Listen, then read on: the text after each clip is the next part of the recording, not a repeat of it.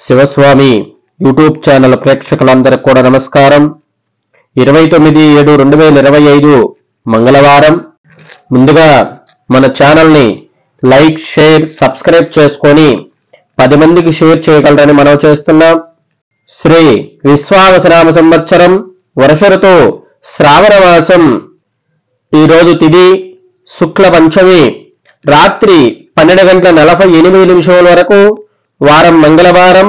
నక్షత్రం ఉత్తరా నక్షత్రం, సాయంత్రం 8:28 వరకు.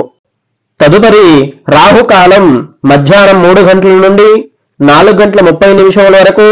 యమగండం ఉదయం 9 గంటల నుండి 10:30 వరకు.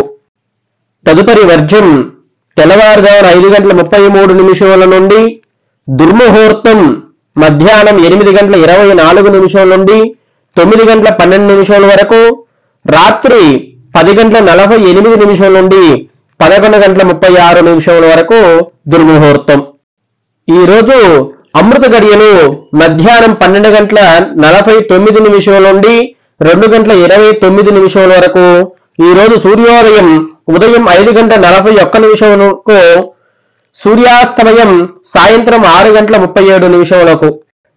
ఈ రోజు శుభ సమయం ఉదయం 6 గంటల నుండి 8 గంటల వరకు, సాయంత్రం 7:55 నుండి 8:19 వరకు. ఈ రోజు చాలా విశేషమైన రోజు.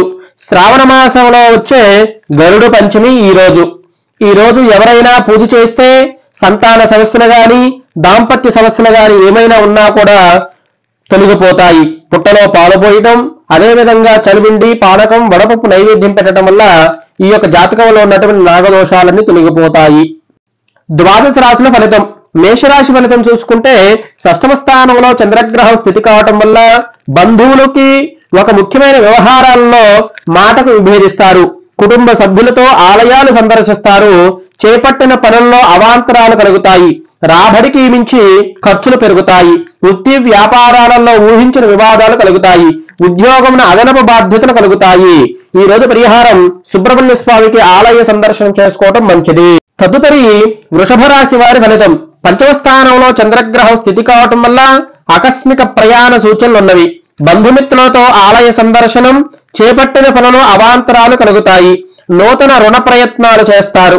వృత్తి వ్యాపారాలు ముందుకు సాగవు. బంధువులతో మాట పంటిప్పులు కలుగుతాయి. ఈ రోజు వృషభ రాశి వారి పరిహారం శివాలయ దర్శనం చేసుకోవటం చాలా మంచి చేకూరుతుంది.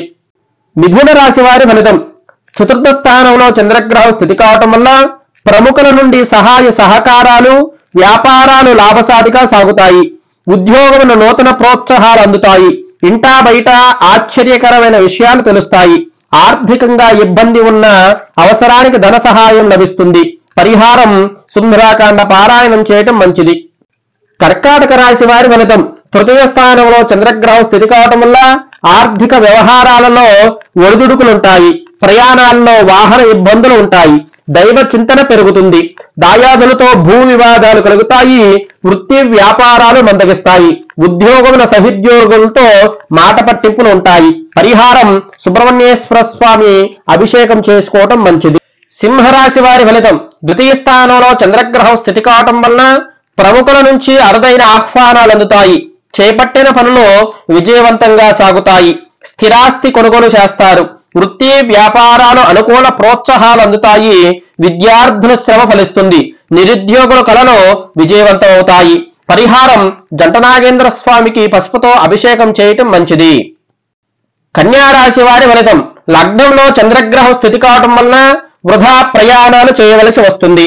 ఆధ్యాత్మిక చింతన పెరుగుతుంది. చేపట్టిన కార్యక్రమాల్లో ఆటంకాలు ఉంటాయి. చిన్నపాటి అనారోగ్య సమస్యలు బాధిస్తాయి. కుటుంబ సభ్యులతో మనస్పర్ధలు కలుగుతాయి. చిన్ననాటి మిత్రులతో విభేదిస్తారు.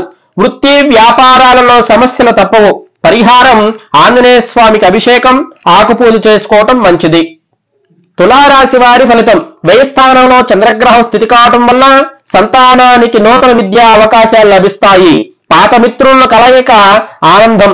చేపట్టిన పనులు సకాలంలో పూర్తి చేస్తారు. సంఘంలో గౌరవ మర్యాదలు పెరుగుతాయి. వ్యాపార ఉద్యోగాలు మరింత ఉత్సాహాన్నిస్తాయి. నూతన వస్తువులు లాభాలు పొందుతారు. పరిహారం రుద్రాభిషేకం చేయటం మంచిది. వృశ్చిక రాశి వారి ఫలితం. లాభస్థానంలో చంద్రగ్రహం స్థితి కావటం వల్ల నూతన కార్యక్రమాలు చేపట్టి సకాలంలో పూర్తి చేస్తారు. దీర్ఘకాలిక వివాదాలు సంబంధించిన ఆప్తులు సలహాలు స్వీకరిస్తారు. స్థిరాస్తి కొనుగోలు ప్రయత్నాలు ఫలిస్తాయి. వృత్తి ఉద్యోగ దీర్ఘకాలిక సమస్యల నుండి గట్టెక్కుతారు. వ్యాపారస్తులు అనుకూల వాతావరణం ఉంటుంది. పరిహారం సుబ్రహ్మణ్య స్వామికి ఎరుపు రంగు పూలతో పూజ చేయడం మంచిది. ధనుసు రాశి వారి ఫలితం. రాజ్యస్థానంలో చంద్రగ్రహం స్థితి కావటం వల్ల దూర ప్రయాణాలు వాయిదా వేయటం మంచిది. బంధువులతో ఒక విషయంలో మాట పట్టింపులు, చేపట్టిన పనుల్లో కొత్త జాప్యం తప్పదు. ఆరోగ్య సమస్యలు బాధిస్తాయి. దైవ దర్శనాలు చేసుకుంటారు. వృత్తి వ్యాపారాలలో కొంత గందరగోళ పరిస్థితులు ఉంటాయి. పరిహారం సుబ్రహ్మణ్యేశ్వర స్వామికి 21 ప్రదక్షిణం చేయటం మంచిది. మకర రాశి వారి ఫలితం. భాగ్యస్థానంలో చంద్రగ్రహం స్థితి కావటం వల్ల ఆర్థికంగా ఇబ్బందికర పరిస్థితులు ఉంటాయి. అవసరం లేని వస్తువులపై ధనవ్యయం చేస్తారు. బంధువులతో మాట పట్టింపులు కలుగుతాయి.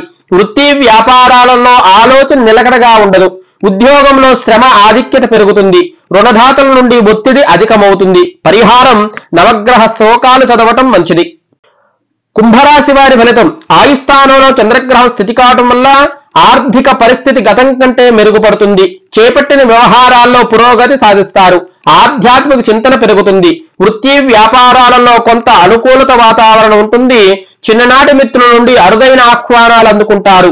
ఉద్యోగస్తులకు ఆశించిన స్థానచలనాలు కలుగుతాయి. పరిహారం ఆవుకు ఆకుకూరలు తినిపించటం మంచిది. మీనరాశి వారి ఫలితం.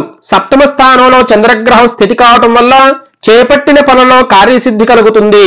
స్థిరాస్తి వివాదాలు పరిష్కారమవుతాయి. ప్రముఖుల సహాయంతో కొన్ని సమస్యలు పరిష్కరించుకుంటారు. వృత్తి వ్యాపారాలలో ఒత్తిడులు అధికమవుతాయి. కీలక వ్యవహారాలలో సన్నిహితుల నుండి విలువైన సమాచారం సేకరిస్తారు. పరిహారం ఆంజనేయ స్వామికి ఆకుపూజ, సుందరాకాండ పారాయణం చేయటం మీనరాశి వారికి మంచిది. ద్వాదశ రాశుల వారందరికీ కూడా ఈ రోజు శుభం కలగాలని, గరుడ పంచమి సందర్భంగా ప్రతి ఒక్కరికి కూడా సంతాన సమస్యలు గాని, దాంపత్య సమస్యలు గాని తొలగిపోయి అమ్మవారి అనుగ్రహంతో మంచి చేకూరాలని మనస్ఫూర్తిగా కోరుకుంటూ, శివస్వామి యూట్యూబ్ ఛానల్ ప్రేక్షకులందరికీ కూడా నమస్కారం. అదేవిధంగా శివస్వామి యూట్యూబ్ ఛానల్ ప్రేక్షకులందరూ కూడా మా యొక్క ఛానల్ ని లైక్, షేర్, సబ్స్క్రైబ్ చేసుకొని 10 మందికి ఉపయోగపడే విధంగా షేర్ చేయగలని మనవి చేసుకుంటున్నాం.